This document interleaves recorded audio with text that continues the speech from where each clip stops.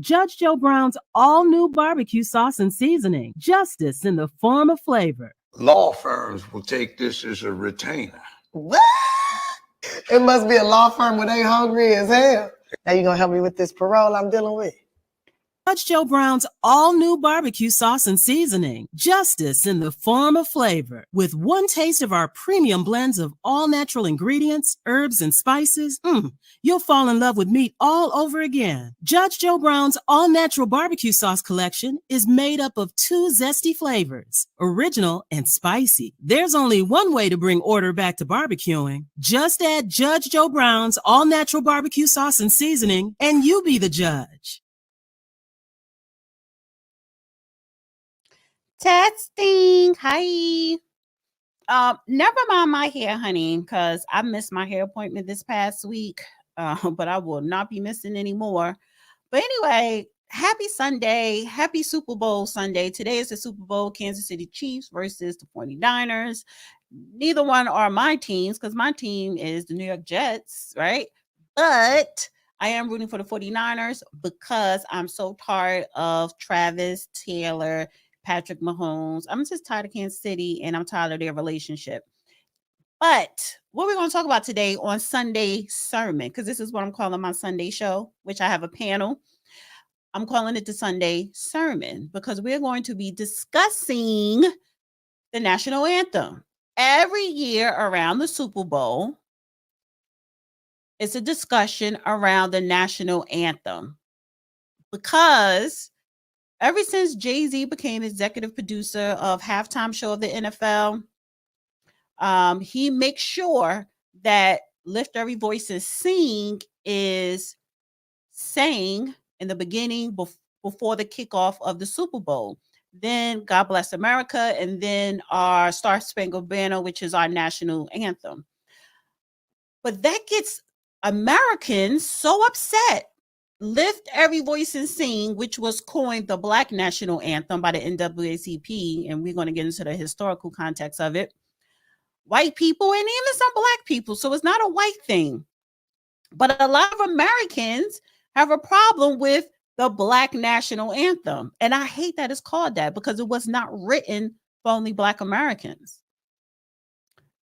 Why is that a debate? You could go on X right now. National anthem is trending. Black Americans is trending. Lift Every Voice, Sing is trending, right? What is the big deal? If you read the lyrics, and we're going to go over the lyrics as well, it has nothing to do with specifically for Black people. It's an American song, Lift Every Voice. And so what if they slap Black in front of it? Can a white person sing it? Yep. Can an immigrant sing it? Yep. And it will still resonate. So it's always this big debate. So I'm asking a question. Here we go again. Should the NFL play the Black National Anthem? Now, I do have a conspiracy theory before I bring my panel up. Ever since Colin Kaepernick taking a knee and his whole debacle on and off the field, I think that's why people are extra when it comes to Lift Every Voice, aka the Black National Anthem. Because of Colin Kaepernick. I think he put a stain because he made everything racial when it comes to football. He demonized the NFL. But this is the same man who's trying to get back in the NFL. Because make no mistake about it, all Americans, Black, white, or what have you, and people who are crossing our border illegally, people who want to come over here, respect and love our national anthem. And no one has been able to do it better than an iconic performance by Whitney Houston. And no, I don't think anyone could ever come behind her and top it.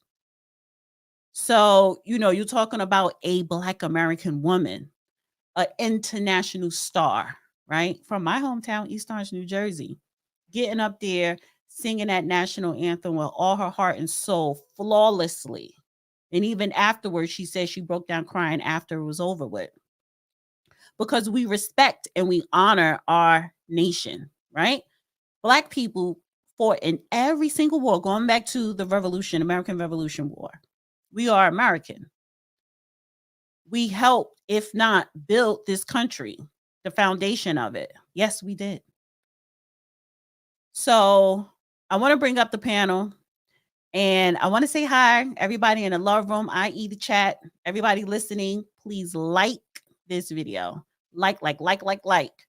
Share this video. Share. Hit the bell button to get notifications. Subscribe to this YouTube channel. And hello to everybody on X. Repost this stream on X as well.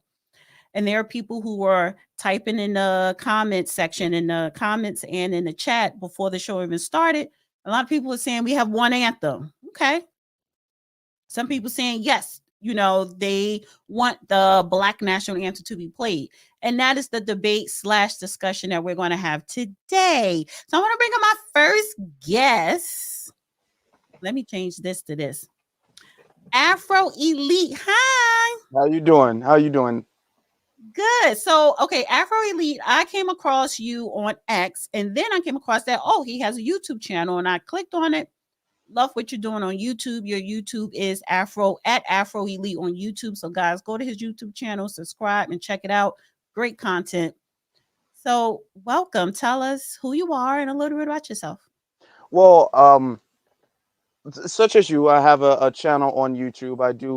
I started my channel in 2020 when I saw there was a lot of issues pertaining to the Black community, and I was vocal about it on other social media apps, mainly Facebook, but I couldn't really convey my message the way I wanted to, so I decided to make one single video about it, and a lot of people appreciated that. A lot of people wanted more from that, and a lot of people felt like that video was helpful. So I felt to myself, if that one video is helpful, then maybe this is the path that I need to go on, because maybe this is the best way to convey messages that can relate to a younger crowd, the people I know personally, that can help them. At the time, I didn't necessarily think that it was going to become almost like my life's work the way it has been. I thought it was going to be more of a side thing, even though I was still very disciplined and dedicated to it. I thought it was going to be more of a side thing where I was going to do it and it was going to help the people and I was going to kind of live a separate life. But the more I got into it, the more I studied for it, the more I researched for it, the more I edited for it, the more I did all of that to perfect it, the more that actually became my life's work. So I've been doing this since 2020, and YouTube has branched off into other things. So I've been able to go to reparations rallies, reparations meetings, city hall task force, have meetings with city aldermen, help other people with their political campaigns and do other forms of activism as far as in Chicago, where I'm from, and as far as really nationwide to help Black Americans. Okay. Well, and you're 27 years old. Yes. So you are, what are you, millennial or Gen Yes. Z? Yeah. Millennial. Okay. Yeah. And I want to get younger people. I love younger people. And I did invite Kanye. I don't know where he at, but he was on here too. He's in his late 20s. I love to see young people getting involved politically, socially, staying on top of current events is very important, and start shaping your own ideology of what is going on and contributing back to society, especially on a local level. So thank you so much for being here. Let me bring up Drew, and then I'm gonna go back around and ask everybody the question, and we're gonna get into the discussion. Hi, Drew. Hey, Dana, how's it going? Good. So listen, Drew. Oh, and real quick, Afro Elite, did you tweet out or share on your platform? Yeah, let me see if it went through. Sometimes when I tweet from the app straight up, sometimes I got to copy the link and go do it like that. Yeah. And then put it also in your community section as well. And I'll send you a copy of this stream as well. So if you want to chop it up and edit it, you can. Drew, everybody knows Drew. Drew is a regular here, but Drew, reintroduce yourself. Yeah, I'm Drew Danger. I am into comic books and science fiction and all things in the world. I kind of talk about everything. And being a guy from Southern California, being a native from there, and being a surfer kid and all that good stuff like that, I kind of ran into some issues with a lot of people just by being me. So that's what kind of brought me on to this panel and different discussions. I'm a really cool guy. I try to respect everybody and see what's going on in the world. And Dana, if I could have 1 second just to say something real quick. Thanks, buddy. Rest in peace, Carl Weathers. I actually met Carl Weathers. So, and he was a really neat guy, and being a big Rocky fan and Predator fan, he played a huge part in my childhood, and I'm sorry to see him go. And by the way, he was also in the NFL. So there you go. I'm not a football guy, but I do know that about Carl Weathers, that he was an Oakland Raider, back in the 70s. So I just wanted to shout that out. Okay, so we're going to get into the topic now. And you know what? I didn't realize I put it for 3:30 and not 3. I don't want to be up here too long because, like I said, it is Super Bowl and I will be watching it. So the question, and I want to start off with Afro Elite: should the NFL play the Black national anthem? I feel like the NFL should give whoever is singing the national anthem that particular year the option, and just as much of the option to play it. And I don't think that it should be any pushback. I don't think it should be any side eyeing. I don't think that it should be an option that's less valued to any degree. I don't think that it necessarily has to completely replace where we never sing the national anthem ever again. But I do think that the national anthem, the Black national anthem, should be an option to be the main anthem that is sung, to be honest with you. Okay. Drew, should the NFL play the Black national anthem? Okay, so here's what I have to say about this. If they want this to work where everyone can take in and enjoy the song and that sort of thing and be respectful on all ends, we got to do something to it, which is you got to take the black part off and just say, this is another version of the national anthem or a song like it, and sing it and make it cool with everybody, because Colin Kaepernick worked some damage over the NFL badly. And because he did, he has upset people that aren't even close to being prejudiced at all, but he just made everyone upset because people come to watch the NFL to watch football. And, bringing the politics and things like that into it, it can mess up anything. You guys look at comic books to film to sports to professional wrestling, things like that. When you start putting the politics in there and really trying to drive home that, yeah, you got to be with this, you'll see a drop off in the people that really support it, the people that buy the jerseys, the shoes, come out and support it in every level and have been supporting it for many years, from grandfathers to great grandfathers to children now, right? So the thing is, if you want the support and the respect of all people, you got to take labels off of stuff. And I know people are going to go, oh, Drew doesn't want it on there because it says black. And I'm like, no. If it said white, I would be like, no, you can't do that either. If it said Jewish, you can't do that either. You have to represent everybody. We are the United States, USA. We represent everybody, right? We all fight in wars together. We die together. We stand together. Okay? Despite how some people may be this way or that way, that's the truth. That's what the country was built on. So if the country's built on this and this is the national anthem, it needs to be the national anthem. And I agree with the young man, what he said up there about having an option. That's cool too. Or I could say, hey, maybe you could sing both. I don't know, but I looked at the lyrics. There's nothing bad in there for either one. So it's like it represents God and country. That's what America's about, God and country. So put that out there, but take the labels off. And if you can do that, I think we can get somewhere. And another thing they need to do is go tell Colin Kaepernick to sit down, and he can't rejoin the NFL. I'm sorry.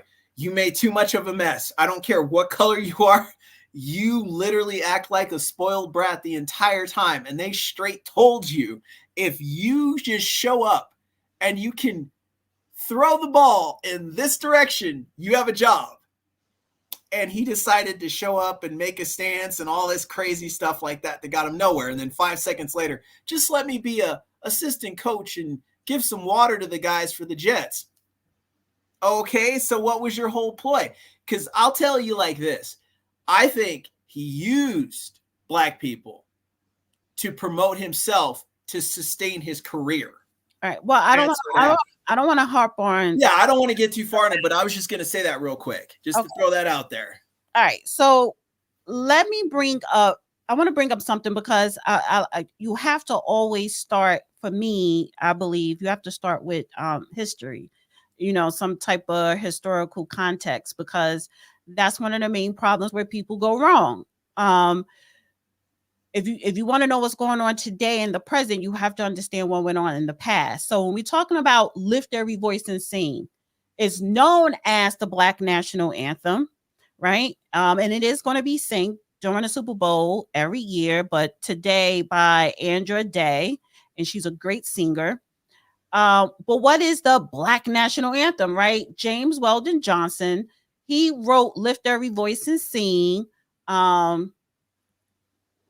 and that was in 1899. Who was he? He was, wait, is this the one? Yeah, this is the one I want to read. Johnson was an author, educator, lawyer, civil rights activist. He set out to write a poem to commemorate President Abraham Lincoln's birthday, and the piece became a song. His brother, John Rosamond Johnson, composed the music. Excuse me. So you had two black men. They wrote a song about America with a tribute to President Abraham Lincoln's birthday in 1899. Lincoln was already dead by then. It wasn't about slavery. It wasn't about freeing the black people. It was about America and everything that it consists of at that time. How did it get to be known as the Black National Anthem? One more thing, James Weldon Johnson referred to the work as a national hymn. National hymn. Now, this article saying it was later popularized. Let's just be more specific. It was the NAACP in 1931, in the early 1900s, the turn of the 20th century, the NAACP coined it to be the Black National Anthem. So as the turn of the 20th century, Johnson lyrics captured the solemn yet hopeful appeal for the liberty for Black Americans, whatever, according to the NAACP, where Johnson was a leader. Set against the religious invocation of God and the promise of freedom, the song was later adopted by NAACP and predominantly used in a rallying cry during the civil rights movement. So it was the NAACP, which was mixed with black and white, because a lot of Jewish people, which started the NAACP, they coined it as Black. And then it just took off from there, right? It was branded the Black National Anthem. And I'm going to say that was the divide. So you're talking about the early 1900s, the beginning of the 20th century. He wrote the song in 1899. So it was the NAACP that slapped Black on it. And it's been known as the Black National Anthem ever since. And during that time, we also have to remember that you had Jim Crow. That was the end of Reconstruction. 40 years prior was, the end of slavery. So during that time in America, it was highly racist, discriminatory, segregation laws, all throughout the South and even some in the North. So the climate of America at that time was totally different than it is today. But the original concept of Lift Every Voice had everything to do with uniting this country. Now, the Star Spangled Banner, that officially became our national anthem in 1931 after World War I, when Congress made it our national anthem. But that was actually written in 1830. I think I have the history of that. Where is that? because I brought up no. The national anthem, the Star Spangled Banner, written by Francis Scott Key. It was written September 14, 1814.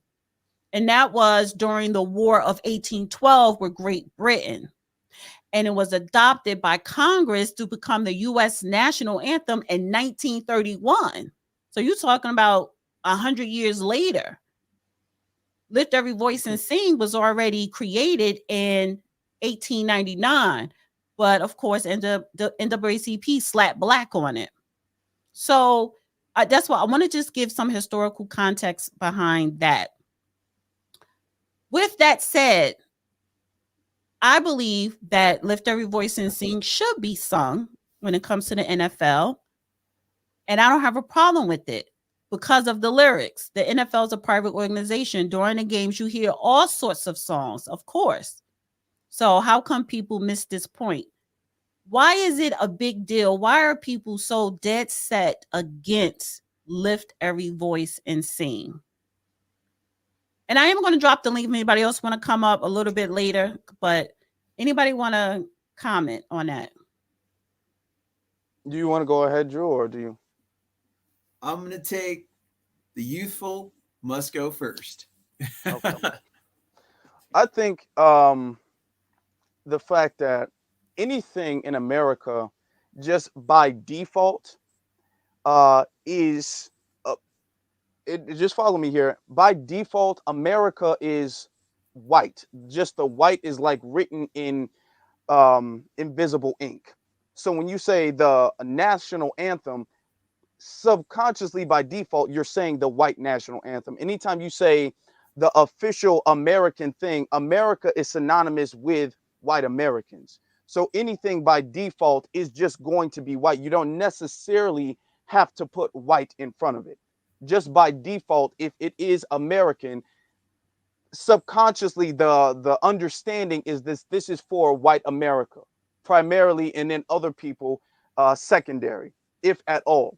Now America is very opposed, the country, not just white Americans, but America is very opposed to anything that they feel is black, anything that they feel is not putting white or whiteness on a pedestal.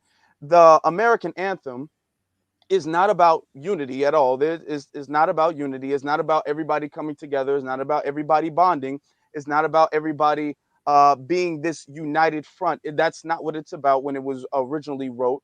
Okay, that's why they had to remove the third stanza. I'm sorry. That's why they had to remove the third stanza. But the thing is that due to the tradition of this is a patriotic thing for white people, just almost similar to the Constitution, they view it as, okay, well, if white people like it, everybody else should. And they feel, and I feel like this is where a lot of the anger comes from. A lot of the people feel like if another national anthem, even if we strip the word black from it, if another national anthem comes up, that national anthem is not the white national anthem. Because it was now by a white person. Yeah. If they never had put black, like in NAACP, if they never had put coin black on Lift Every Voice, do you think it would be such a divide, with Lift Every Voice? Personally, I don't think so, no. Mm-hmm. I don't think so today. I don't think so too much either. But that goes to show how branding something, can subconsciously set us off. How we look at things. Real quick, because a little history, right? Because I spoke to the judge and I thought about having him come up and do a 10-minute history background, but he was like, nah, he didn't want to. I was like, yeah, that's fine. But the Star Spangled Banner is long as hell. However, when they sing it, it's shortened, right? This is the complete Star Spangled Banner. And he said it was shortened because during, I don't know, was after the American Revolutionary War? After the War of 1812, drunken people, soldiers, they were singing in pubs, but they were so drunk they only sung like up to the second stance or something like that, like half the song, and it just stuck. So it's really, so the song that you hear in all American sports is the drunken bar version of the Star Spangled Banner. It's not all of this. It's not the full complete Star Spangled Banner. So the conception of the song is really the drunken version of it. And he was also saying how the third stance here, I guess this is the third paragraph, that those lyrics actually were talking to slavery and Black people. So we are included in the Star Spangled Banner when it was written by Mr. Key.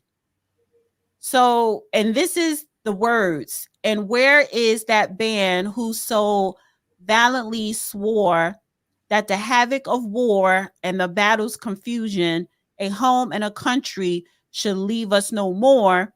Their blood was washed out, their foul footsteps pollution. No refuge could save their hireling and slave from the terror of flight or the gloom of the grave. And the Star Spangled Banner in triumph doth wave, or ye the land of the free and home of the brave. So I want, so what we hear and what was actually written are two different things. What else did I put? Let me stop sharing this for a second. Drew, did you want to say something to that? To what you just said, or the one before? No, to anything, because I okay. Because after you speak, I want to bring up Lift Every Voice and sing lyrics. Sure. We all knew that it was a much longer song. The question was what the song was written about. Was it taken in a negative kind of way? And I don't think that it was intended to be a negative thing. I think that it was more of a song that tells a story of what had happened. And I think that it's like basically giving a history lesson in a song. So I think that that's where they were trying to go and what they were trying to do, because popular demand or not, they were trying even back then to come up with a way to unite everyone. They were really trying. That's what Reconstruction was. They were trying to figure out a way to unite everyone, especially at that time, because everybody has to remember after the Civil War and everything like that at that time had happened and Reconstruction had come in. Everybody seems to forget that people were free. It wasn't forever. It was for a moment, but the idea was supposed to be that. Well, the Star Spangled Banner was written in 1812, so slavery was still going on, which is why it's indicated in the full version of the Star Spangled Banner. So, one can make the argument that it's a little bit hypocritical to talk about uniting America and, where you had this immoral, practice going on. Right. And what I'm trying to say, Dina, is the idea was this was the direction we were supposed to be going. That's what I'm getting. We were supposed to be going in this direction. Now, things didn't go that way. They did for a second, and then Jim Crow and all that came up behind it, as the future goes on, which was awful. But what I try to tell people is like the idea was there to do that. Now, there were problems. And that went on what led to the future of what we have now. And I think right now is our time in trying to come up with solutions and trying to fix things. So I think that through this song, both of them together, I think maybe, I know it's an NFL thing, but maybe from the NFL thing, maybe we might have a chance to get somewhere or we can have a conversation. Anything's possible. And I want to believe that maybe we can get somewhere. So I want to bring up Lift Every Voice lyrics, because again, this was written in 1812. 99. So this is after slavery and it's after Reconstruction. Because after Reconstruction, that's when a lot of the segregationist Jim Crow laws were just passed through the South and even up north. Put this over here. Let me make this bigger. Lift every voice and sing to earth and heaven ring. Ring with the harmonies of liberty. Let our rejoicing rise high as the listening skies. Let it resound loud as the rolling sea. Sing a song full of faith that the dark past has taught us. Sing a song full of the hope that the present has brought us. Facing the rising sun of a new day begun. Let us march on to victory is won. Stony the road we trod, bitter the casting rod, felt in the days we hope unborn had died. Yet with steady beat, have not our weary feet come to the place for which our fathers sighed? We have come over a way that with tears has been watered. We have come treading our path through the blood of the slaughtered, out from the gloomy past, till now we stand at last, where the white gleam of our bright star is cast. God of our weary years, God of our silent tears, thou who has brought us thus far on the way, thou who has by thy might lead us into the light, keep us forever in the path we pray, lest our feet stray from the places, our God, where we meet thee, lest our hearts, drunk with the wine of the world, we forget thee, shadow beneath the hand, may we forever stand true to our God, true to our native land. What is so divisive about those lyrics? I cannot find it. For anything, it's uniting the country. So why are people so afraid of lift every voice and sing? Can I say? The thing is that I don't think the national anthem ever had the intention. I don't think when Francis Key wrote it, for he wrote it as a poem, and I don't think when it became the national anthem, it was ever intended on uniting different people across the racial aspect, across different racial lines. Because we have to remember, this happened, the national anthem was originally formed in the early 1800s. All right. That's when slavery was still was still a big factor in North America. Slavery was still a big factor in the United States.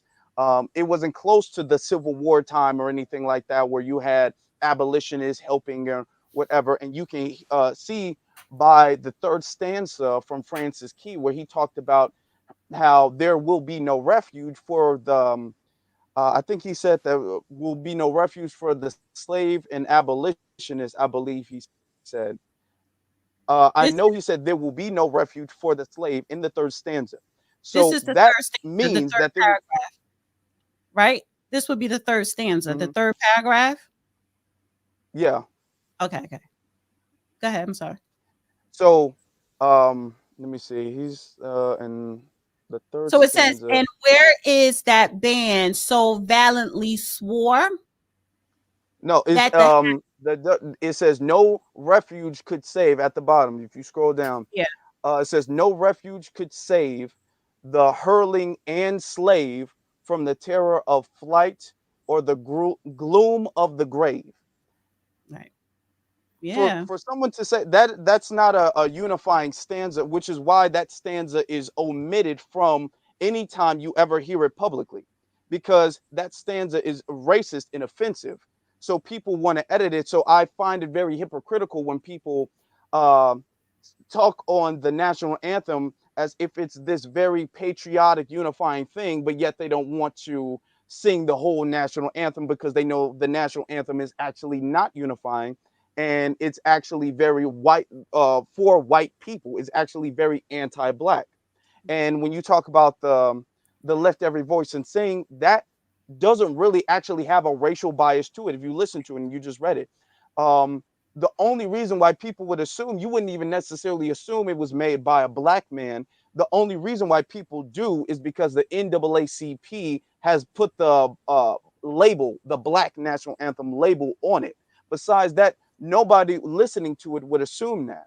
But if we do want to have progress beyond racial lines, like the NFL and other people are saying, you can't have progress and then keep everything the same. You want to keep a national anthem and have that be the national anthem despite its racist history, but yet you want race relations to become better. That won't happen. That's an oxymoron. I totally agree with everything you just said. Now, Drew, looking at both the lyrics and how he just broke it down, especially that third stanza, right? Do you see, I mean, does that change your way of looking at it? Here's what I'll say. I get where you guys are going, but I think, like I said earlier, I think they're trying to just tell a historic, their idea of a historic story of what happened, like a poetry of what has happened in the country. So I think they're touching on what has had happened to slaves of that time. And I think they're just mentioning it in a historic context, I think was the intent. I don't think that they were meaning to be prejudiced. And I say that because if they were meaning to be prejudiced, the context of it would be much more thick than what it is. I think they're just trying to tell a poetic story of the history of America in what becomes this song. Because it was what are your thoughts about the lyrics of Lift Every Voice? When I read it out, like reading out the lyrics of Lift Every Voice, can you still say that it's a racial divide? I don't think so.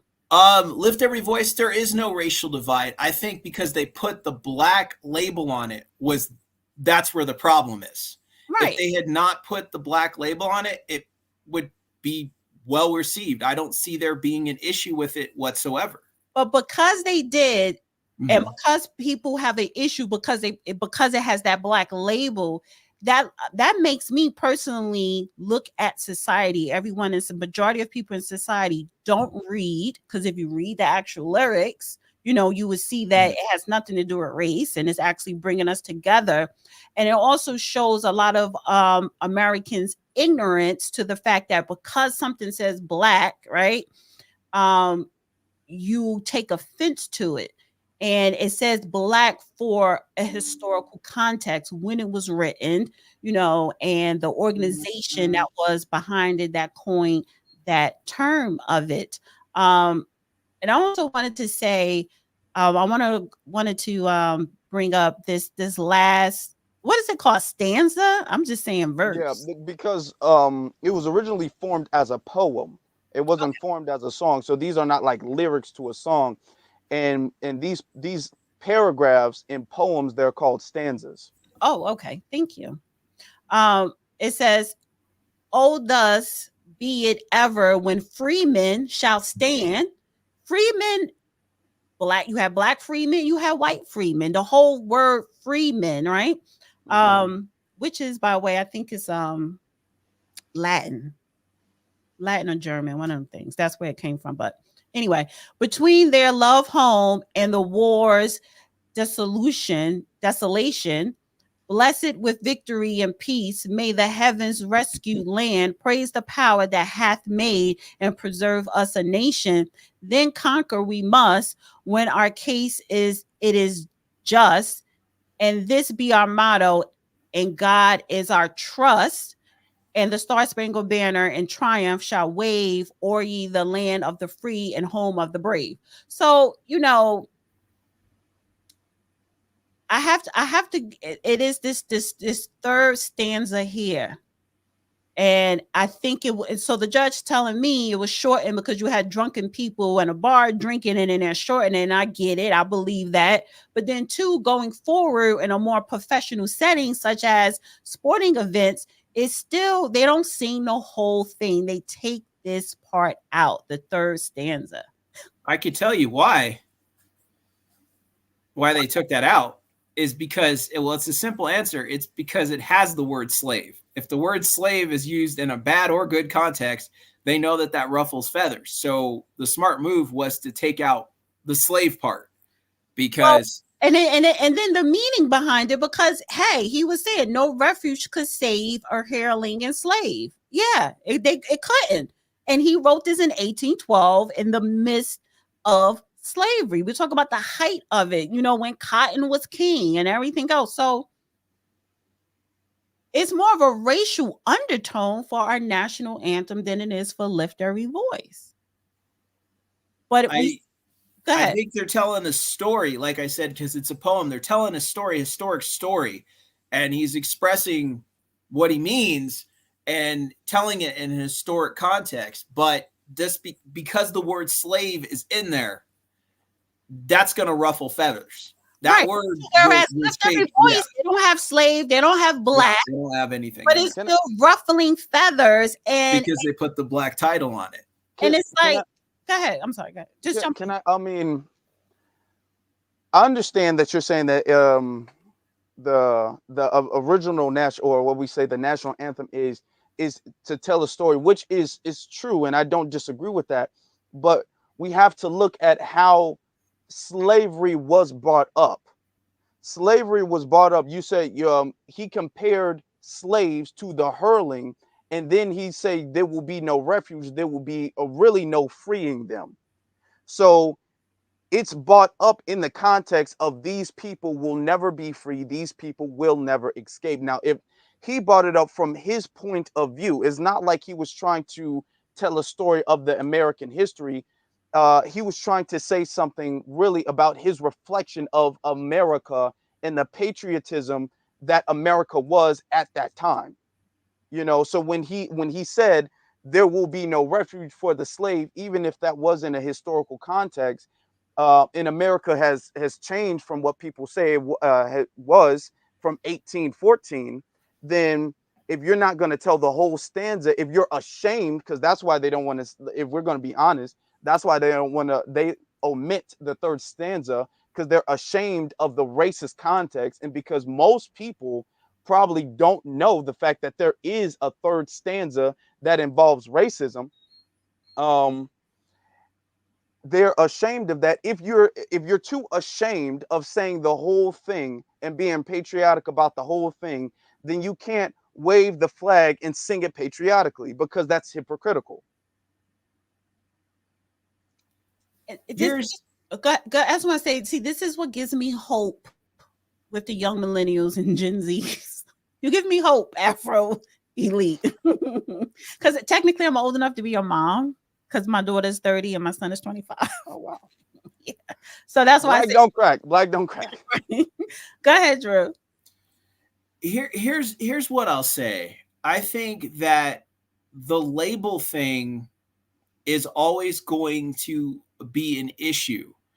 And I agree with that being an issue, because I think that we as people worldwide, we've got to get over this label thing.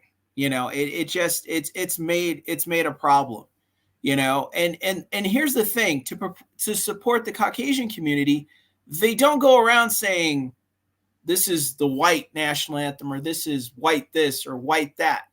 They don't do that. And that's something we got to remember, is popular demand or not, they don't put labels on things like that. And we have to remember, we should not put things on that. That's why I don't support Black History Month. I think it should just be American history. I think we should get the longest month and just say American history, everybody that's contributed to this country, Black, Native American, Jewish, whatever, and put it together. Are you against Asian American History Month, Asian History Month? Yes.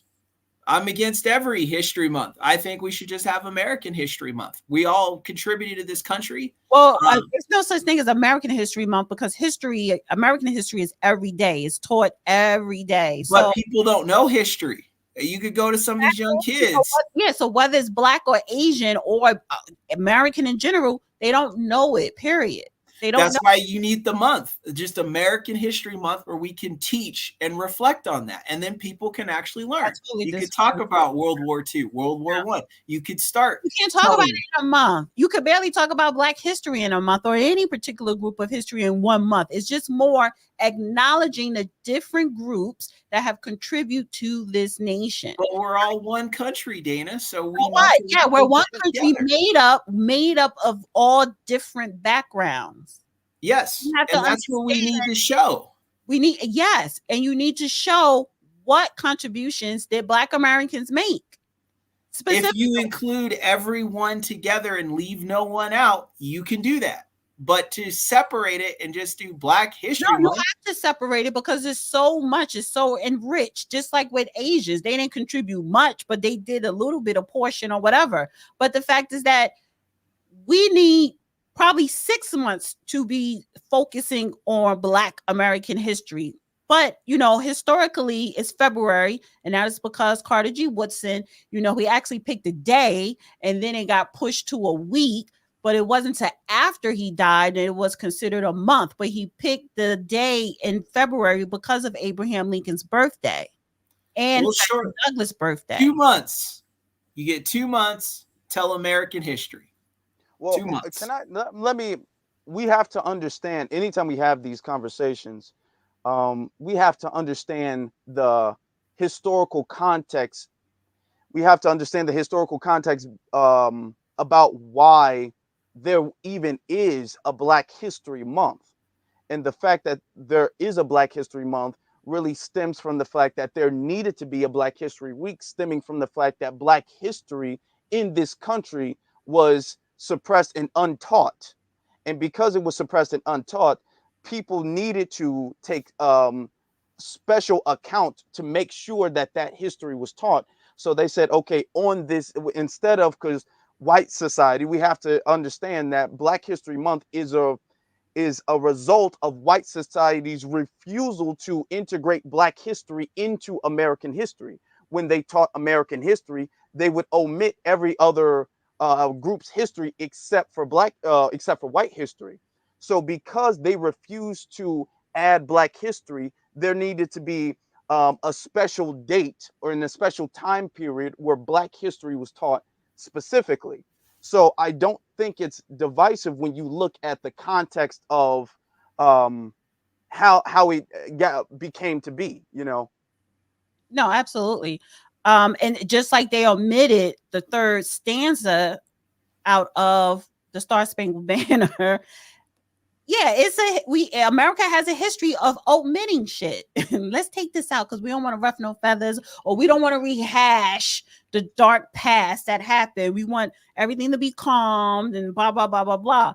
Well, how do we move forward? We have to figure out a way to move forward. But in order to move forward, you have to understand the past. You have to understand history. Of course, because if you don't, you spend some time going through it, and then we got to move forward. But people just want to dwell on it, Dana. They just want to live in it. It's not about dwelling, but don't omit it. Is that me going out? No, it's good on this end, but Afro Elite disappeared. Yeah, I'm gonna drop him down, and when he comes back up, I'm gonna bring him back up. Okay. StreamYard sometimes it's a little iffy. I think it works pretty good. No, it does, but I'm talking about with connection wise. Okay. It could be it's like a little off, and depending on, I don't know if he's on his phone and somebody could be calling him, but I'll bring him back up as soon as I see him. Okay, so yeah, it was a disconnection issue, but I'm pretty sure he'll come back up. I'm just tired of prejudice, Dana, because me, I have a blended family. But you can't. And it's like there's just so much of it in just the comment. But just because you have that makes just work together for once. Goodness. But that makes it even better. That makes it even better that you have a blended family. You should be more open and more susceptible to talk about it because you have kids. So your kids you have the Black history, which is, it is American history, but you have to understand the difference between the two. Okay, here you go. You guys can hear me? Am I okay? You're back in. Okay, cool. I apologize. No, you're all good. But you should be celebrating the American history here And if your wife is Irish or Scottish or German background, even that history. So people with blended families, you should be the main ones pushing for Black history, lift every voice, and acknowledging and appreciating different groups, background and contributions. Not saying, well, under one umbrella, but what makes America America? It's the fact that everyone is not from England. And it's a history on why everybody is not from England. You have to talk about the natives. You have to talk about the Mayflower. Yes. You have to talk about chattel slavery because, the transatlantic slave trade, but also chattel slavery. And then you have to talk about Ellis Island. What makes America America is the different groups of people that is made up of, but how did they get here and why and what did they do when they got here? So if you want to omit stuff, then that's part of the problem where you have people on X and everywhere else complaining about Lift Every Voice and Sing because it is labeled the Black National Anthem. But when you read the damn lyrics, it's more patriotic than the Star Spangled Banner. I agree with you on that part right there. Star Spangled Banner, because I didn't know it was that long until today, right? To know that they omitted the third stanza. That's how you pronounce it, stanza. Yeah. When you omit something, that means you are trying to hide something dark. So, you know what I'm saying? But then you're saying that we only have one national anthem. Okay, so you want the national anthem written in 1812 during the time of slavery, and the man that wrote it was acknowledging how the slaves is not going to be freed. No, I agree that Lift Every Voice, there's no prejudice context in that, but that label is going to make an issue. And I think we need, like I said, we need to get rid of it. Get over it. No, we need to get rid of the labels. That's how we handle that. We need to get rid of the labels because what that does is it kind of puts everybody in a box. I know, and you can't do that. We've got to get over putting people in the box. They want to get rid of gender labels. So you see what I'm saying? You see what the problem is when you get rid of labels sometimes? So no, I don't want to get rid of labels. We need labels. But we need the understanding behind the labels and you need the truth. And but when we put these labels from a gender level, yes, we need labels. But just as being people, that's what makes a problem because then it becomes a white person thing and a black person thing and a Hispanic person thing and an Asian person thing, and you can't do that. Black people shouldn't go swimming. Black people shouldn't go surfing, like what's with that? Like you should just be able to be a free person and just be like, you know what? I'm going to go skiing today because I want to try it. Why not? And what do you hear? Oh no, black people don't ski. Like black people don't ski. You can, yes, we do swim, but we don't ski because we prefer a warmer climate. So I've seen a lot of black people ski. But if you choose to go ski, I live in Colorado. You live in but if you live in Colorado, the 1% of which is 1%, the black population is 1 or 5%. But you are more familiar with the concept of skiing. I'm from New Jersey, northern New Jersey. I don't want to go skiing. Yeah, I get that, but if you wanted to try it, it should be fully accepted. You shouldn't get any heat for that. You should just be able to live life and try it. Yeah, Judge Joe Brown, I said, and actually, let me drop the link real quick because I don't want to be up here too much long. I spoke to him earlier, and he don't care too much for Lift Every Voice. Your headphones is I think your headphones is not connected. Afro Elite. Hold on. I dropped the link. If anybody else want to come up, I want to share something on X real quick. Because what's going on today is the African Cup soccer, the African Soccer Cup, right? And that's a big deal. So this is DR Congo players. They use the national anthem to protest, raising awareness to the atrocities happening in Eastern Congo, as they should. So I don't want to have to play that. So yeah, they have their hands over their mouth and I guess something to their temple or whatever. So they're using that opportunity to protest what is going on in the Congo. We all know what's going on in the Congo. It's a lot of immoral practices. So when we're talking about national anthem, it does signify stuff. It signifies the dark side of a nation, the progress of a nation, the pride of a nation, the disgrace of a nation. It's history behind a country's national anthem. Afro Elite, you could. Oh, this is your boy, Colin Kaepernick. Boy. I'm gonna play the songs at the end. So I did drop the link if anybody wanted to come up, because we're not going to be up here much longer. I need to eat something and get ready, honey, for the Super Bowl. Okay. And I will be having my television up loud during Lift Every Voice. Wait, I can't hear you. Oh, Afro Elite, I can't hear you. Unmute. Volume. Okay, yeah, yeah. There you go. I had to mess around with it. Okay. I didn't know if you wanted to say anything. It looked like you were saying something. Well, yeah, I wanted to say, I feel like America doesn't. I don't think America really has an issue when it comes to labels. I think America has an issue when it comes to blackness, and they don't want to admit that they have an issue when it comes to black people. So they always cover it up as if it's something else, like it's divisive.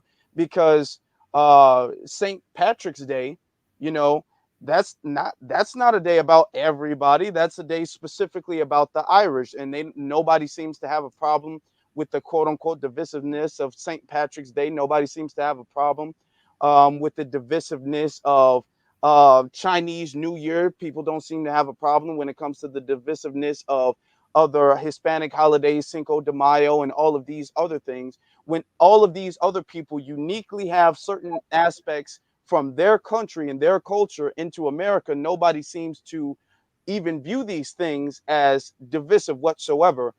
Only when it comes to black people do they disguise their grievance as we are upset because it's quote unquote divisive, when really they're upset because it's not keeping black people at the bottom of the barrel the way American society traditionally is supposed to. And let me share this. Go ahead, Drew. Oh, I'm sorry, Dana. But I was going to say this. No, I think Cinco de Mayo, those things, they are important. I'm not saying that they aren't, but I'm saying that the problem really exists like this, is that a lot of Caucasian people, their minds tend to go, when they hear black, they think of Black Panthers, they think of separation. That's kind of the problem. So I think in the black community, if you're going to use black, that's not my problem. If you're going to use black, I think there has to be a discussion where it's like, we're not separating anybody. Anybody can come. Anybody can be involved. Anybody's welcome. Everybody's welcome. I think that message needs to get out there, because we all know, I've been at some events and they're like, these people aren't welcome. They're not welcome to come here. They're not. I've been at events like that, and that stigma needs to stop. And that's why it comes in that way. So we've got to change that. And if we want people to learn, we got to let them be welcomed. Okay. Mm-hmm. We got to welcome them. What's the thing? The cookout. Welcome to the cookout. There you go. I just want to highlight this real quick. And hey, Diamond Dave, and I'm going to drop the link again if anybody else want to come up. Most notably, the lyrics do not mention race. This is Lift Every Voice and Sing. There is no getting around the fact that the anthem is not a lament over tension and division, but a hymn of hope and even patriotism. To be sure, Johnson acknowledged the bleak American racial history he was himself a part of, because this was again in 1899. He did not dwell on it. Instead, he constantly pivoted towards the idea of a brighter future. And that is the essence of Lift Every Voice and Sing. Hey, Diamond Dave. How are you doing? Good. So you want to chime in? Yeah, so great show. Appreciate everybody for coming on. So I just had a really quick comment. This is how I see it. So the NFL is a business. They're running the business. They have a really, really big event this evening. I'm not understanding what the controversy is, because the NFL, if you ever go to like a live sporting event, they play music throughout the whole event. I'm not sure what the controversy is around this one song as opposed to any other song. So I guess, like it says, the guy says it triggers people because they hear the word black in it. So that's something that they have going on inside their head. However, what is the issue with them playing or them performing this song as opposed to any other songs that you're going to hear during the sporting event? And so that's what I'm not really understanding what the controversy is about. If I was watching an NFL game and I had a issue with something that they were playing, I just wouldn't watch the game anymore. But I'm not sure how we're going to dictate to a business what music that they can play during their event if they paid for the rights or they paid for the publishing to be able to publish that music or produce that music during the event.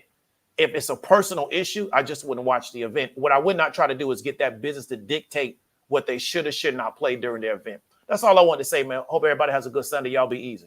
Thank you. You too.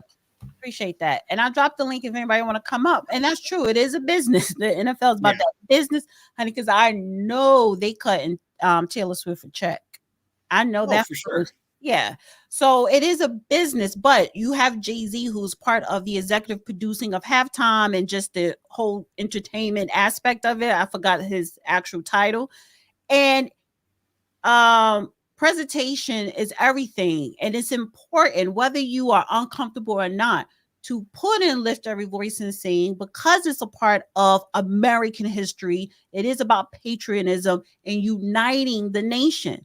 Just because it's the NAACP label it black, is still a song about a hymn about uniting the nation.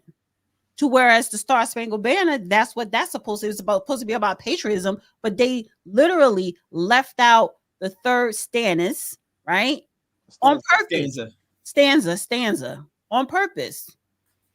Did you leave or did I drop you down? Me? Yeah. Yeah, I was left. I didn't want to hold the show up. Oh, okay. Thank you, Dave. I did drop the link, and if anybody else don't want to come up, I want to go to closing remarks because, like I said, I gotta get something to eat, honey, and it is Super Bowl Sunday, and I may going forward on Sundays. I love to have these panels, and I definitely want to have you back, Afro Elite. Of course, yeah. I love. I love young people who are conscious, not conscious with the bullshit, conscious with substance. And put your YouTube link in the chat, and I'm also pinning it in the comment section. And I always love Drew. So Drew been coming up here for about 2 years now. But so this is the end of football season, and I may start doing this later in the evening on Sundays, right? For better traction. And then Formula One starts soon, but that's in the morning. But I want to keep up having these Sunday sermons, and having a panel of different people come up and talk about different things that are going on. So, Afro, give us your final thoughts on this topic. My final thoughts on the topic is the fact that the issue that American society has with the quote unquote Black national anthem is because they just automatically have an issue when it comes to anything that they feel is progressive or inclusive, not just progressive, but also inclusive of Black people. Because by default, we all have the subliminal understanding that official, national, all-American, that by default means white. That's originally how it was framed. That's the context it was used originally. That's the context it's used today. So when you say the American anthem, they mean really the white anthem, but other people can enjoy it too. When they say all American, they really mean all white, but other people can enjoy it as well too. When they say official national, that means really white people, but other people can enjoy it too. And America has this racial hierarchy where white people are at the top and everything is official under the guise of this is America. This isn't really a racial hierarchy. It's America and other people at the bottom. When you start to include and make other things as official, then they have an issue with it. If you can tell most people have not even read the stanzas of the lift every voice and sing, because there is no racial tension or racial divide in that. So they just have an automatic problem with it because of the fact that it is black. And the thing is, unless we can say, okay, this is the problem and this is what needs to be solved, America's not going to have any racial progress, the same way America has really not had any racial progress. Because there are people who say, well, race shouldn't matter, but we should have our racist traditions be the same thing. The national anthem is written in a form of a racist tradition, and they want to keep racist traditions. And then when someone complains about racist traditions, they say, well, let's just ignore race in general. You can't have it both ways. You can't have this unifying national anthem, which American society has changed and everybody's supposed to be, quote unquote, unified, and then keep the traditions of people who have a slave master mentality. When Francis Scott Key wrote the poem that became the national anthem, it was written with a slave master mentality, with the mentality of white people, with the mentality of a white supremacist. That's the mentality and the intent he wrote it in. And when American society sings that song, when American society stands up and has their hand over their heart, they're continuing that tradition with the spirit of a white supremacist. And you cannot expect any racial divide to lessen. You cannot expect any tension to lessen, and for any racial progress to be made, if you want to keep anti-black traditions in being unchallenged. I'm not even necessarily saying that, and I'm gonna close with this. I'm not even necessarily saying that we should completely never, ever, ever sing the national anthem, but it should just equally be as much of a choice. In the fact that that bothers so many people underscores the fact that we still do have a long way to go when it comes to racial problems. That means all of the white people who are bothered, they're not bothered because it's divisive. They're bothered because they hear the word black and that automatically triggers them, which goes to show how many non-black people have an issue with black people just by default. So that's my stance on that. That's what I said. I don't know if Francis Scott Keys was a white supremacist. I don't want to put that on him, but he was speaking to the times and what was going on in 1812. War, no war. Even though black people fought in every single war here on this land, but he was speaking to the times. And to your point, the times were making sure white people stay in power. Before I go to you, Drew, we do have another person that popped in. The Villager. Hi. Oh, I can't hear you. The audio. I can't hear you. Can you hear me now? Yeah. I'm sorry. I had the mic pipe down, so I'm sorry. How you doing? Good. How are you? So good. Good afternoon, panel. I've actually listened to you. I was on your Twitter space a couple weeks ago with Judge talking to the lady from Chicago, and so my Twitter handle is Freedom of Media, so I was on there. Oh, okay, great. So you want to chime into the conversation? I do. I don't think we need Lift Every Voice and Sing, to be honest. They've taken that song and all the way to the point where Joe Biden used it as his campaign slogan. And it's done less and less for us as a song. I think it's a very uplifting song for our collective, but it's just something that we don't need to really let go on a global scale. Where I'm at, I just turned 54 and I live in a pretty blue area. They call it a sanctuary territory, even though we're really not a sanctuary territory. And I've seen pretty much all of the milquetoast politics I can take. Where I'm at now, I'm an independent. I won't be voting Democrat, straight tickets at least, anywhere, especially across the top of the ticket. And I think this would just be another symbolic thing that does nothing for us. That's pretty much what I have to add. I mean, if they were going to play the national, what does the national anthem do for you? So it's not about you saying doing for us, but what the national anthem doesn't do anything per se. No, it doesn't do anything. I mean, I loved it when Marvin Gaye sang it. You know, if they played the Marvin Gaye version every time, I'd be good with that. Even maybe the Whitney Houston version, but I don't like the Whitney Houston version anymore because they done co-opted that. They've got singers who've tried to emulate that and redo that, but nobody can redo Marvin's version, and that's why most of them don't like that. So when I say most of them, the WS's. So the overall question, should it be played during the Super Bowl? The Lift Every Voice? No, I don't think so. I wouldn't mind a black artist singing the national anthem to put our spin on it, to put our soul on it. But I don't think, it needs to be sang. I mean, what about Love's in Need of Love Today by Stevie Wonder? Something like that. Another black anthem. Maybe another. Because, right. I honestly, I think the problem is people who are against it is because it was labeled Black National Anthem. Because Lift Every Voice is not, it's a patriot song of America, about America. Right. Just America the Beautiful, the Star Spangled Banner. Lift Every Voice is about patriotism and uniting America. Right.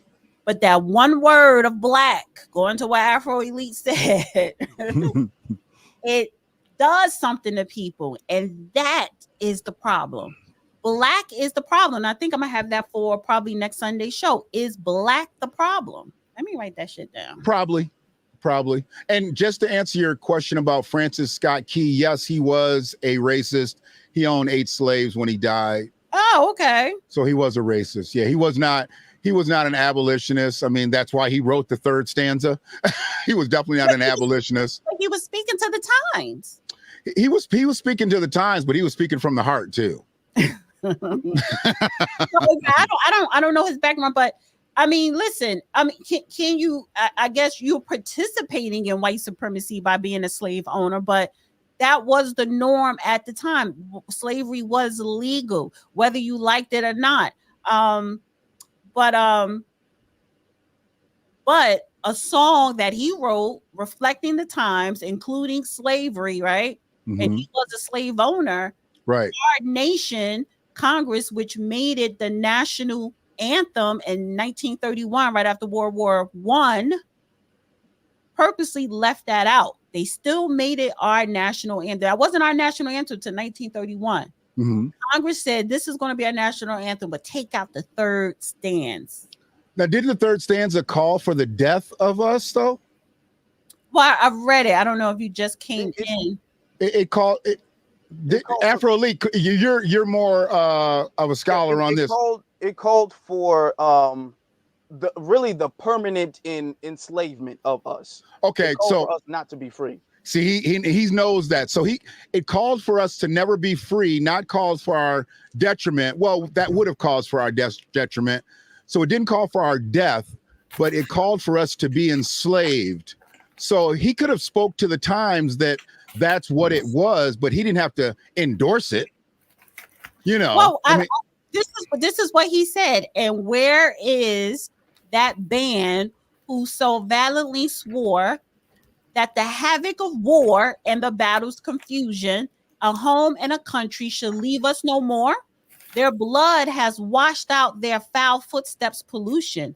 No refuge could save the hireling and slave from the terror of the flight or the gloom of the grave. And the Star Spangled Banner in triumph don't wave, or ye the land of the free and home of the brave. So no refuge could save the hireling and the slave. So no refuge could save the slave. I don't know, hireling, whatever the hell he meant by that. So he was speaking to what was going on at the time. And then he goes in the last one, it says, "Oh, thus be it ever when free men shall stand between their loved home and the war's desolation." So the original one stops, I guess, after the 2nd stance, and they leave and they don't sing the last 2, or are they just taking out the 3rd stance? They take the 3rd, they omit the 3rd stanza.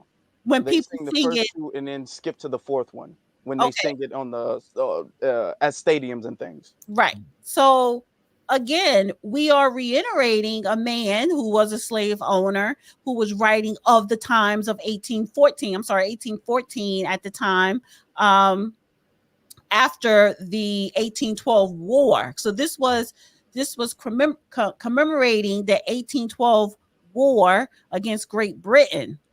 Mm-hmm. So you know, and again, slavery was a part of our land, our country here at the time, because by that time, Great Britain, they already abolished slavery. Right. So Today and through ever since 1931, this is going to be our national anthem, but take out this part. And that is a reflection of our nation, to where we hide, we lie, we are afraid of history, the truth of it, and we sing it at every national stage. But then you are so afraid of Lift Every Voice that does not have no indication of race, of not even slavery, but talking literally about unity of a nation and hope. But you have a problem with that, but you don't have a problem with this, that take literally, Congress said, take this out, only sing this part. And the whole representation of this is to reiterate white supremacy, technically. Mhm. So Can I say something? Because I got something for everybody. What would everyone think on the panel about this song by Lee Greenwood called "God Bless the USA"? What about that one? I think that's our song. That's the one that everyone can get behind. God Bless the USA by Lee Greenwood. Can we? So that and Yankee Doodle was a toss up of what was going to be our national anthem when Congress was deciding. And I'm glad they didn't pick Yankee Doodle. Yankee Doodle went to town riding on a pony. That's weak. That sounds weak. So again, so I'm sorry, I'm just reading the lyrics of. We have to understand when we look at our politicians and Congress, and public policies, what is being written, what is being passed down, and why, and the history behind it. So, but thank you, The Villager, because I'm trying to close out. Thank you. Coming up. Villager, I got to get your information. So technically, I've got 2 YouTube channels, very Okay. small platforms. One is The Villager on Deck, and the other is Friedman Media. I'm shadow banned on both, so I get about 12 views per stream. But my Twitter handle is Friedman Media, and I used to be in a lot of Twitter spaces. And I want to congratulate you on your growth, Afro Elite. You have held your own. I was in a lot of Twitter spaces with him early on during the whole Secure, FBA, Friedman, Tri Wars, ADOS, Quad Wars, Cobra, Quintuple Wars, whatever it was. But there's only a couple of us still standing. A lot of people have kind of gone by the wayside now. I don't know, maybe they're trying to figure out something new to do, but the real creative content creators are still here. So I want to congratulate him on his growth. He held his own, and it was weird. It was weird back then, but I'm glad to still seeing you around, because I don't name bang. FBA, Friedman, ADO, whatever. As long as you're for the right thing, you're for the right thing. Thank you, The Villager. I appreciate you coming up. And I support you, Dana, absolutely, and will continue to. So we need more. Well, we're not going to have another Dana, but we need more of ladies who are serious about their shit in here too. All right, thank you so much. Have a good day. You too. Cool. That's Afro Elite, you ain't been putting your. Well, this is Mama Do, because I am going to chop it up, upload it. But like I said, I'm gonna pin your YouTube link in the comment section. Definitely want to have you back on the panel, and I may want to get you on the show when me and the judge go on Thursday. Because the reason why I want younger people's voices to be heard, and what I do notice, society either wants to control how you think and what you say, like more robotic, and not you be your own creative thinking, critical thinking. They're trying to eliminate that. So I love it when young people in their 20s, even young older teens, reading and being aware, of what's going on and inputting it. So, and stand your ground with it, whether people disagree or not. So I really appreciate you coming on. Drew, what are your last remarks? Think about Lee Greenwood. God bless the USA. I think that would be a good one that we could compromise on. Everybody check out the lyrics, see what you think, and kind of go from there. Afro Elite, Very intelligent, very smart guy. I'm glad to be on the panel with you. Nothing but respect. I know we might disagree on this or see the same on that, but trust me, much respect, buddy. I'm proud you came on. Likewise, brother. Thank you. No, absolutely, man. And, Dana, I really appreciate you, having me on the show. I get a kick out of being on here, and I definitely enjoy it. And here's the thing we all got to remember. At the end of the day, we're all people. We all die and live the same. And we got to figure out a way how for all of us to coexist here on this planet, and get along with each other. Because if we don't fix this, we're just going to keep just destroying each other back and forth. And the cycle will just keep repeating until my son becomes an adult and does the same thing. I want it to be better. I want us to get along. I want us to live in neighborhoods together and be neighborly towards each other and get along with law enforcement and fire and not have an issue. You want a utopia. Yeah. It's not going to happen, but I get it. I told you. I know it's a stretch, but I like to keep the ideology alive, and I'm working to do things to see what I can do to improve. But there is a problem with selfishness. People, I see this especially today. Sometimes it's not even a color thing. It's just an individual thing, like people just looking out just for them and nobody wants to do anything to make anything better. But if you make things better, it improves things for everybody, which includes yourself. And that's kind of the thing. And we always have to remember that and not be so self-centered on things, And I think that we really need to work on that all together as Americans. And, I don't even consider myself Black. I just consider myself just Drew. Drew, I'm back on next week panel because that's going to be the topic. Is Black the problem? But we're not identity crisis right now, Drew. But I want to play two things. Of course, honey, the Whitney Houston icon of Star Spangled Banner. And then I want to play Lift Every Voice and Sing. If it is copyright, honey, I will be editing it out. It don't matter, but I still want to play it for you guys. That was only the first stance. So just a correction, right? Because we've been talking about the third stance removed. No, second, third, and fourth stance is removed in our National Star Spangled Banner. People only seen the first stance of the national banner. So that I say that to say America does have a problem omitting shit, omitting the truth. With that said, I want to play the Black version. I could have sworn I saved it, honey. Don't play with me. Here it go. Yes, I did. I just said the Black version, but I want to play Lift Every Voice and Sing. Oh, I thought you were talking about that one. What's her name did? Jill Scott for a second. No. Okay. Yeah, I heard that. I was like, oh, no.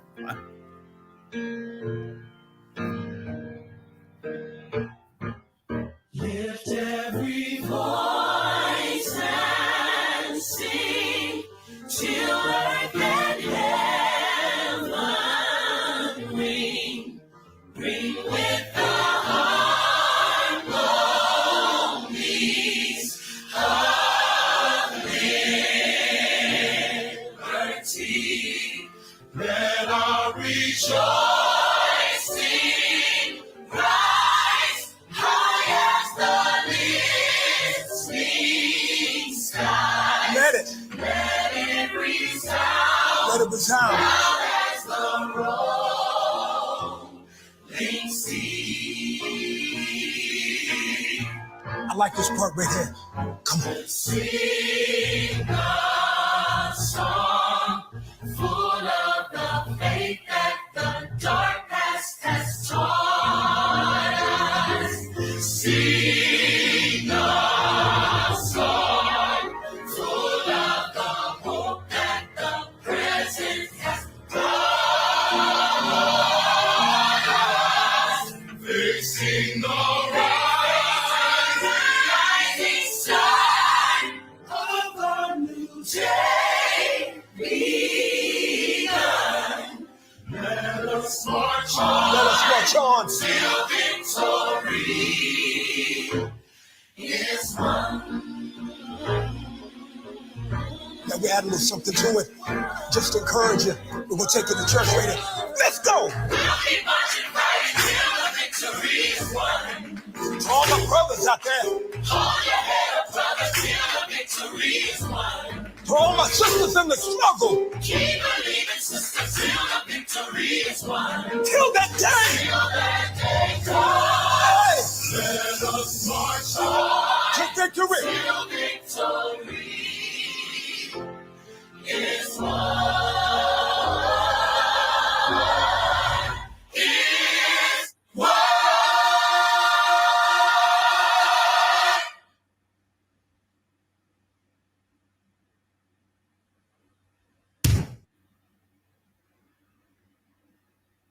I'm sorry. I wanted to play that, and that was only the first dance too. So maybe that was purposely you sing the first dance because it's just too long. And maybe the United States didn't omit the third because the second, third, and fourth isn't sing, just like in Lift Every Voice. They only sing in the first one. But it doesn't matter. When you read both of the lyrics, they're both about patriotism. Mm-hmm. One actually mentions slavery, saying that they ain't going to be free. They're going to be a slave to their grave. And the other one doesn't mention nothing about slavery. It's really about unity and coming together. But majority of our nation here have a problem with the latter, lift every voice and sing. So, which is sad, but get over it. Anyway, good show. Thank you, Afro Elite. Afro, do I just look up your name to get your information, or? Yeah, pretty much Afro Elite on everything. YouTube mainly, Twitter, Instagram, all of that. Just Afro Elite on everything. Okay. Find me. Definitely want to have you back on, Afro Elite. Appreciate you. Thank you. Thank you so much. Thank you for having me. And I appreciate what you're doing, with your content and everything. So everybody go to Afro Elite on YouTube. Follow. And I'm definitely going to have him back on my platform very soon. So I'll be sending you an email. And thank you always, Drew. Love you to pieces, Drew. Love you too, Dana. Yeah. And thank everybody. Enjoy your Super Bowl. Have fun. I know I am. And I'm going to say it, go 49ers, because I'm so tired. I'm tired of Taylor Swift. Tired of Taylor Swift. So are you watching the Super Bowl, Afro? I'm maybe. I might watch a little bit because I know my family. Team. You're not picking a team. I'm not with what's the team the 49ers are with? That's the Taylor Swift thing. No, the Kansas City. The Chiefs. Yeah, I'm not with the Chiefs. Yeah. If I was to, they're not my team. If I was to pick, I'd go with the 49ers. Okay. Because I'm so sick of the. Yeah, exactly. You know what? I've never been a football fan, so I don't watch the Super Bowl at all. I watched WrestleMania back in the day, and but if you had my big event. Are you watching the Super Bowl or no? No. Okay, so then never mind. All right, guys, listen, have a great week, and I'll see you live here on Wednesday. And make sure you subscribe to this channel, hit the bell button so you could be aware when I drop my uploads or premieres. So go live. So thank you guys so much. Appreciate you, Drew. Appreciate you, Afro. Appreciate all of the people that popped up. Diamond Dave, the Villager, and you guys listening in the love room. Love you back. Bye.